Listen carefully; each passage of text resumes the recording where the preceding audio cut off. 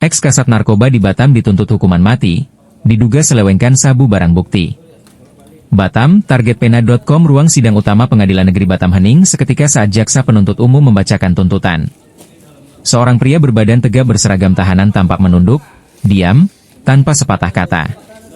Mantan perwira polisi, yang dulu menjabat sebagai Kepala Satuan Narkoba di Kota Batam, kini menjadi terdakwa dalam perkara peredaran gelap narkotika. Jaksa menuntutnya dengan pidana mati. Persidangan yang digelar secara terbuka pada Senin, 26 Mei 2025, itu mengungkap keterlibatan terdakwa dalam dugaan penggelapan barang bukti narkotika jenis sabu. Perkara ini berawal dari penangkapan jaringan narkoba lintas negara pada pertengahan tahun 2024, yang berhasil mengamankan sekitar 50 kg sabu asal Malaysia. Namun dari total tersebut, sebanyak 9 kg sabu diduga tidak tercatat sebagai barang bukti resmi.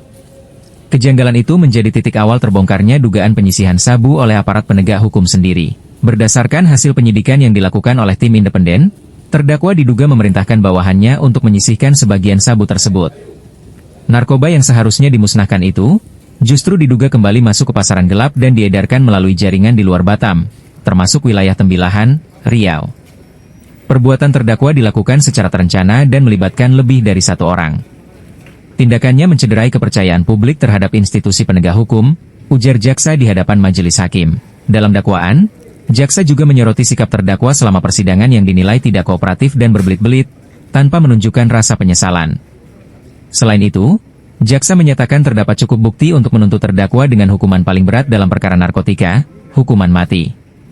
Tak hanya terdakwa utama, 5 mantan anggota polisi lainnya yang disebut ikut terlibat juga menghadapi tuntutan pidana mati. 5 orang terdakwa lainnya dituntut penjara seumur hidup, sedangkan 2 warga sipil yang berperan sebagai pengedar dituntut masing-masing 20 tahun penjara serta denda sebesar 3 miliar rupiah. Usai pembacaan tuntutan, penasihat hukum terdakwa menyatakan akan menyampaikan pembelaan secara tertulis dalam sidang lanjutan yang dijadwalkan pada awal Juni 2025.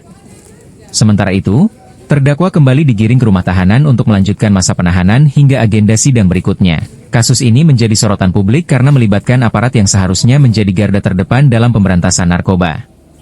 Persidangan masih akan terus bergulir, dengan putusan akhir yang dinanti masyarakat luas. Dari Kota Batam, targetpena.com melaporkan.